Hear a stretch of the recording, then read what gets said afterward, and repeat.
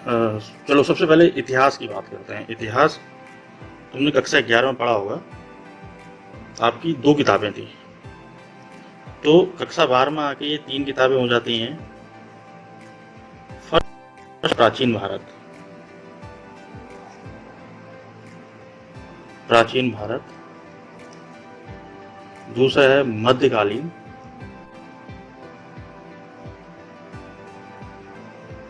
और जो last book है ये तुम्हारी है आधुनिक।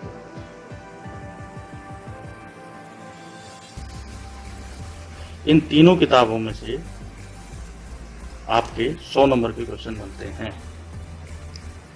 तो जून तक जो हमारा लक्ष्य था, हमेशा जो लक्ष्य होता है हिस्ट्री का, कि हम प्राचीन भारत के 2 अध्याय कम से कम पूरे करें,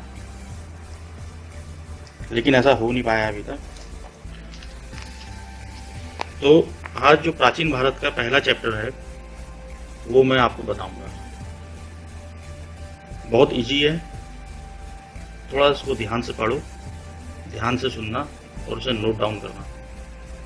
तो सबसे पहले जो चैप्टर है हमारा, वो है हमारा 8 मनके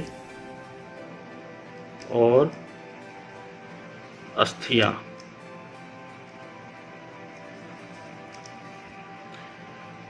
कक्षा 11 में जो पहला चैप्टर था हमारा, वो समय की शुरुआत से था, आप लोगों ने पढ़ा, जिसमें हमने hominid, hominid, Neanderthal, Australopithecus, Homo habilis, Homo erectus, उसके बाद आधुनिक मानव, होमो सेपियंस, प्रजाति, इन सब चीज़ों के बारे में पढ़ा था। उसके बाद जो दूसरा चैप्टर था वो मेसोपोटामिया का, मेसोपोटामिया की जो दजला फरात नदी के बीच में थी, मेसोपोटामिया के बारे में पढ़ा, कीलाकार लिपि के बारे में पढ़ा। तो इस जो चैप्टर में है, पार्ट 1 जो तुम्हारा ये है, इसमें हम पढ़ेंगे सिंधु सभ्यता के बारे में। सिंधु सभ्यता, इंग्लिश में इसको कहते हैं Indus valley civilisation. Indus, Sindhu, valley नदी, ये इसका नाम है, सिंधु घाटी की सभ्यता, ये भी इसका नाम है।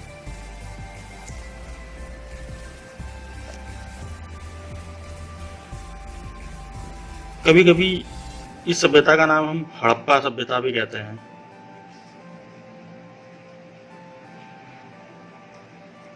ये क्यों कहते हैं ये भी बताता हूं मैं आपको।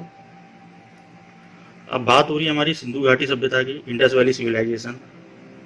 तो इस चैप्टर में हम जितना पढ़ेंगे सिंधु घाटी सभ्यता के बारे में पढ़ेंगे। तो ऐसा क्या है कि इस चैप्टर का नाम ईंट, मनके और अस्थियां रख दी, जबकि हो सकता था इस चैप्टर का नाम सिंधु घाटी की सभ्यता के बारे में, सिंधु घाटी की सभ्यता ये भी तो रख सकते थे, लेकिन नहीं, उन्होंने रखा ईंट, मनके और अस्थियां। इसका एक कारण है। वो कारण क्या है कि किसी भी सभ्यता के बारे में जब पुरातत्वविदों ने बताया है, तो कैसे बताया है, उन्होंने सबसे पहले जो उत्खनन किया, जमीनों को खोदा, तो उसके नीचे उन्हें कुछ वस्तुएं प्राप्त हुई, पुरावस्तुएं, पुरानी चीजें। फिर कार्बन डेटिंग प्रोसेस मैंने बताई थी तुमको कक्षा 11 में, उससे उनकी एज निकाली, उम्र का पता किया, और उसके बाद उन सबको एक साथ रखकर सूत्रबद्ध तरीके से अध्ययन करके उसके बारे में बताया। तो सिंधु घाटी की सभ्यता में जो पुरावस्तुएं मिली थी, वो सबसे पहले था आवास। जब खोदा गया, जब कोई टीले, हड़प्पा में जो टीला था, मोहनजोदड़ो में जो टीला था, उनको जब खोदा गया तो वहां खुदाई के बाद आवास मिले। हालांकि वो जीर्ण शीर्ण अवस्था में थे, जीर्ण शीर्ण मतलब टूट गए थे, लेकिन फिर भी वो जमीन के नीचे दबे हुए थे और वहां दीवारें मिली। तो उन दीवारों में क्या था, ईट लगी थी। अब इन ईंटों का आकार क्या है, कितनी बड़ी ये ईंटें थी, कितने मजदूरों ने मिलकर बनाई, ये सब चीज़ों का अध्ययन किया उन्होंने। तो उनके आवास को लेकर उन्होंने चैप्टर का नाम क्या कर दिया, ईट, क्योंकि उनको ईट मिली थी, चैप्टर का नाम दिया उन्होंने ईट। दूसरा है मनके। मनके होता क्या है, मनके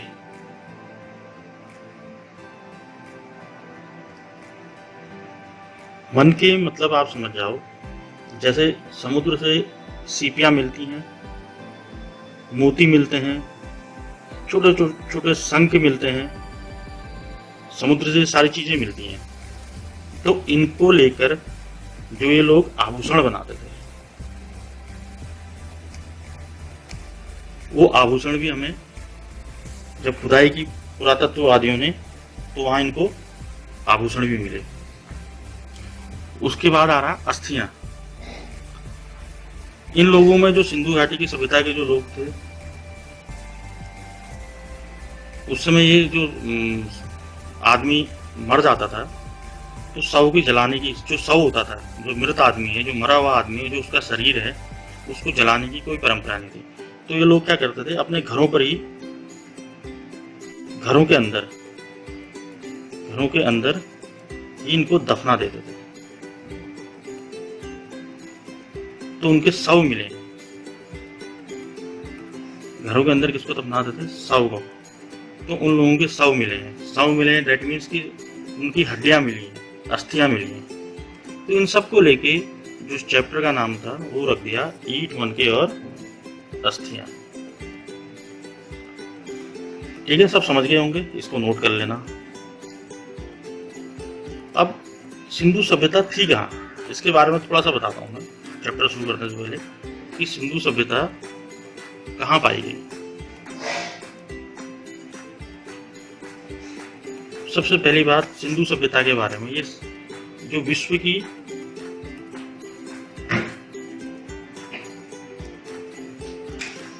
चार सबसे बड़ी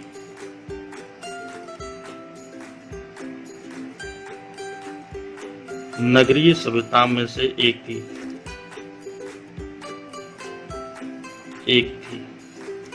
जैसे और कौन सी सभ्यता थी सिंधु घाटी के अलावा, चार जो सबसे बड़ी थी, एक हो गया सुमेरिया, जो चार सभ्यता थी, सुमेरिया। पढ़ा होगा आपने, नहीं पढ़ा? अच्छा, तो हमारे बात कर ले, उधर करने लगी। जो पहली सभ्यता थी सुमेरिया, यानी इसको मेसोपोटामिया भी कहते हैं। कक्षा 11 में पढ़ लिया, दजला फरात नदी के किनारे,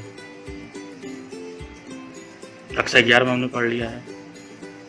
उसके बाद थी मिस्र की सभ्यता, जो नील नदी के किनारे थी। तुमने देखा होगा मिस्र में लोग कैसे दफनाते थे, पिरामिड बनाते थे। और नील नदी के किनारे काफी सारी खोज हुई है। जो विलियम मिलर ने जब पहले खून बनाया, ब्लड, रक्त, लैब में, तो नील नदी के किनारे ही कुछ परीक्षण किए थे। मैं भूल रहा हूँ कुछ, तो बायो में था कक्षा 10 में ये पहले। और काफी सारी दवाइयों की खोज नील नदी के किनारे ही हुई है। तो दूसरी सभ्यता थी मेसोपोटामिया, सॉरी मिस्र। उसके बाद बेबीलोनिया, ये भी सबसे बड़ी एक नगरीय सभ्यता थी। ये भी दजला फरात नदी के किनारे थी।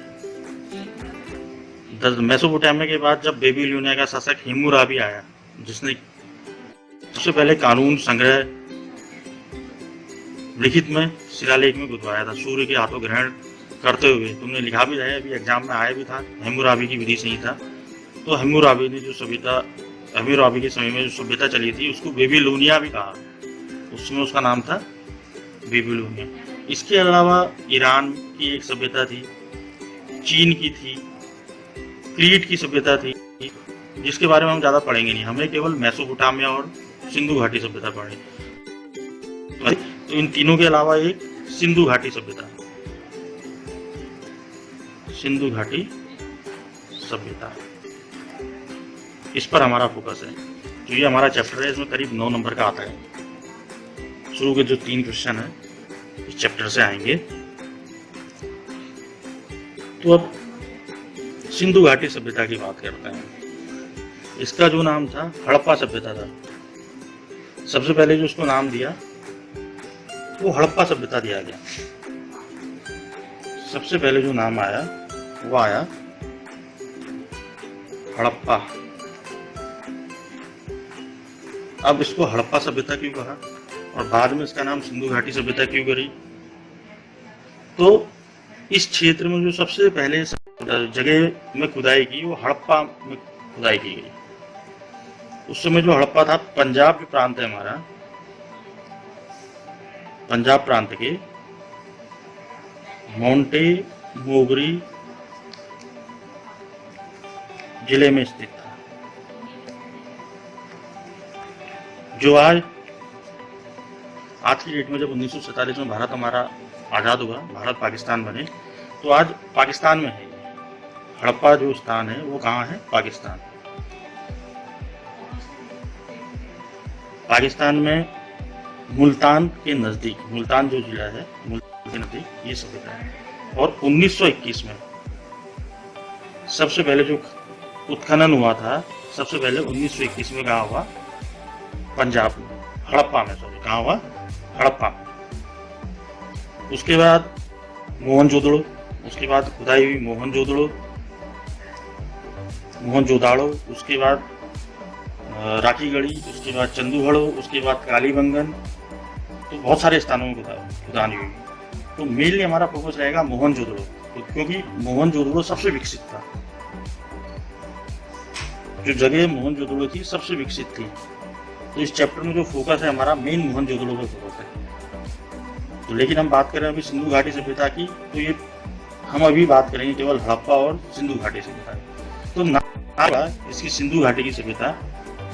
थोड़ा सा एक मैप बना रखा है मैंने आधा सा, उसको देखना। देखो ये मैप दिख रहा है, मैप आप दिख गया होगा। ये देखो, ये JNK, सबसे ऊपर जम्मू एंड कश्मीर, ठीक है।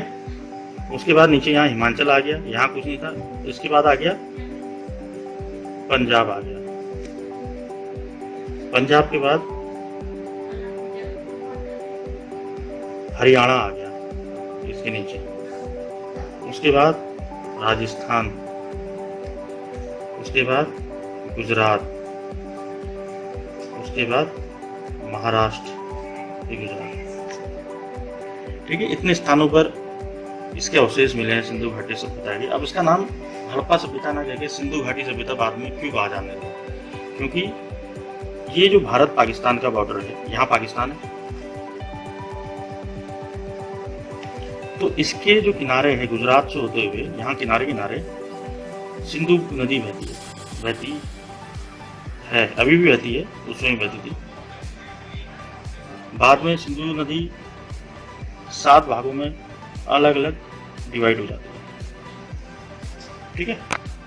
तो जितनी भी सारी विश्व की जितनी भी सभ्यता पनपी वो नदियों के किनारे ही पनपी, क्योंकि उस समय जीवन जीने के लिए पानी एक आवश्यक वस्तु थी और पानी के किनारे ही इनको आवश्यक सामग्री मिल जाती थी, मतलब भोजन की, जैसे मांस, मछली और अपनी पानी की जरूरत है। जिन्होंने अगर खेती करनी है तो नदी से पानी से खेती भी कर सकते थे। तो जितनी भी सभ्यताएं जो मैंने बताई, सुमेरिया, मिस्र, बेबीलोनिया, सिंधु घाटी, ये सब नदियों के किनारे बसी है। तो सिंधु नदी के किनारे बसे होने के कारण इस सभ्यता को हड़प्पा सभ्यता ना कहके सिंधु घाटी सभ्यता कहा। अगर हम हड़प्पा सभ्यता कहते हैं तो केवल एक स्थान का नाम आता है। हमने कहते हैं सिंधु घाटी सभ्यता, तो सिंधु घाटी सभ्यता में पाकिस्तान में जैसे हड़प्पा है, पाकिस्तान में नागरकोट है, पाकिस्तान में बालेश्वर है, राजस्थान में कालीबंगन हो गया, गुजरात में लोथड़ हो गया, हरियाणा में पंजाब में रोपड़ हो गया, हरियाणा में बनावली हो गया। तो ये जितने स्थान है सब सिंधु घाटी के बगल में है, तो उसको क्या नाम दे दिया? सिंधु घाटी सभ्यता। और इतने स्थानों पर खुदाई हुई है। ये सभ्यता आगे जाके यहाँ अफगानिस्तान तक फैली हुई है। समझ गए होंगे सिंधु घाटी सभ्यता क्यों कहा गया इसको? तो अब हम बात करेंगे कि वो कौन कौन सी पुरावस्तुएं थी जिनको खोदा, जो हमारे आर्कियोलॉजिस्ट थे, पुरातत्ववादी थे, वो वस्तुएं थी। नोट कर लेना पुरातत्ववादियों ने कौन कौन सी वस्तुओं को उत्खनन से प्राप्त किया और किनके आधार पर फिर उन्होंने सिंधु घाटी सभ्यता का जो लोग वहाँ किस तरह रहते थे, कैसे खाते थे, क्या करते थे, उनके बारे में बताया। तो नोट करना, सबसे पहला था आवास।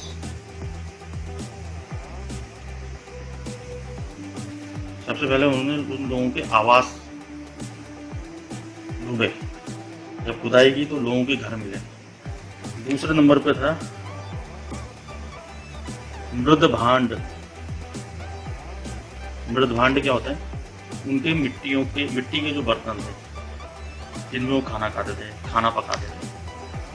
तीसरा था आभूषण, मनके, जैसे सीप हो गए, मोती हो गए, जो समुद्र से प्राप्त होते थे, पत्थर हो गए, उनसे ये अपने आभूषण बनाते थे। उसके बाद चौथे में हो गए, वहां मिले हैं औजार, कि अगर ये लोग शिकार करते थे तो कौन से औजार, कैसे औजार बनाते थे। जैसे हमने कक्षा 11 में पढ़ा, पत्थर के औजार बनाते थे पंचविधि तकनीक से। तो पत्थर के औजार भी यहाँ मिले हैं, फलक मिले हैं, पतले पतले नुकीले। उसके बाद मिली है मोहर, कि मोहर कैसे लगाते थे। मेसोपोटामिया में भी मोहर थी, मोहर यहाँ भी मिली है। बांट, उसके बाद मिले हैं तोलने के लिए वस्तुओं को बांट। उसके बाद एक लास्ट पत्थर के फलक। तो ये पुरातत्व मिली है। और माना जाता है कि करीब 5000 साल पहले इस सभ्यता की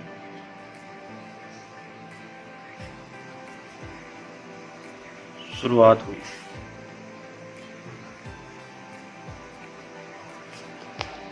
पांच हजार साल पहले इस सभ्यता की शुरुआत हुई। ठीक है, चैप्टर स्टार्ट हो गया तुम्हारा। तो पहला जो क्वेश्चन है तुम्हारा 2 नंबर का, जो 1 साल छोड़कर हर साल आता है, उसकी ओर जा रहा हूँ मैं। उसके बाद बस एक क्वेश्चन भी दूंगा, वो तुमने करना है और मुझसे मैसेज करना है। उसके बाद तो सबसे पहले यहाँ के जो लोग थे वो क्या खाते थे, कैसे अपना जीवन निर्वहन करते थे, इसके बारे में बात करेंगे। निर्वहन के तरीके, सोचो क्या चीज खाते होंगे, मन में सोचो, गलत भी हो जाएगा तो कोई बात नहीं। जैसे हम लोग हैं, हम लोग कैसे अपना जीवन निर्वहन करते हैं, क्या खाते हैं हम लोग?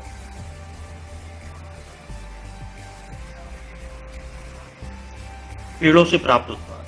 तो ये लोग क्या करते थे, पेड़ों से प्राप्त उत्पाद, जो उत्पाद इनको पेड़ों से मिलते थे वो अपने भोजन में यूज करते थे। जैसे फल हो गए, कंदमूल फल।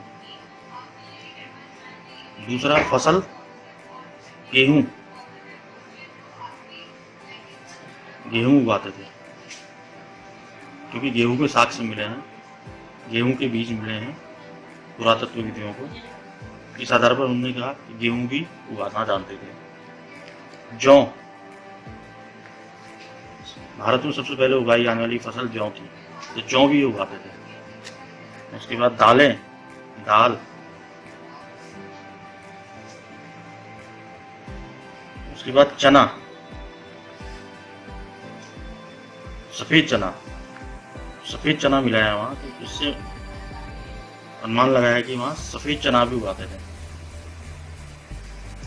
इसके अलावा चावल भी मिले हैं, चावल के दाने भी मिले हैं, लेकिन बहुत कम मात्रा में।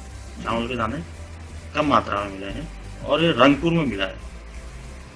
तो माना जाता है कि केवल एक रंगपुर में इसकी खेती होती थी।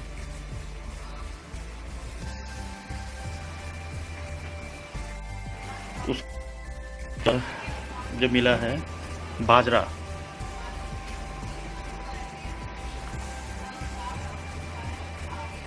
इसके अलावा भेड़, बकरी, हिरन, मछली, सूअर और पक्षी, इनकी हड्डियां भी मिली हैं।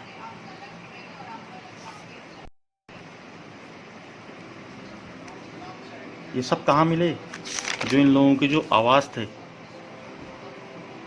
जो इनके जो आवास थे, जो इनके आवास थे, इनके आवासों के आंगन में मिले हैं या इसके आसपास मिले, तो जिससे अनुमान लगाया गया कि जो हड़प्पा सभ्यता के लोग थे वो पेड़ों से प्राप्त उत्पाद, कंदमूल, फल खाते थे, गेहूँ खाते थे, जौ खाते थे, दाल, बाजरा, चावल, सफ़ेद चना, भेड़, बकरी, हिरण, मछली, सूअर, पक्षी, हड्डियाँ, ये सारी चीज़ें मिली। तो इतनी फसल वो उगाते थे। और इसके अलावा ये जो जानवर थे इनको पालतू बना के, पालतू थे ये, इनके पालतू जानवर थे, तो इनको पालते थे भी। इनसे प्राप्त उत्पाद जैसे दूध, दही, मक्खन, घी और इनका मांस ये भी खाते थे। तो आज के लिए सवाल है, ये हमेशा आता है बोर्ड एग्जाम में, कि सिंधु घाटी सभ्यता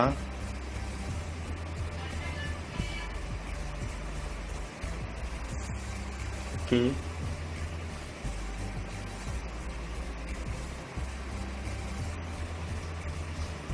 सिंधु घाटी सभ्यता में उपयोग होने वाली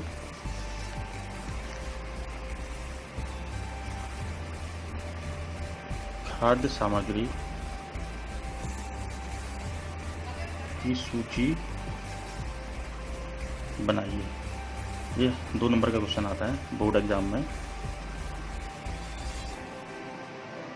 2 नंबर का।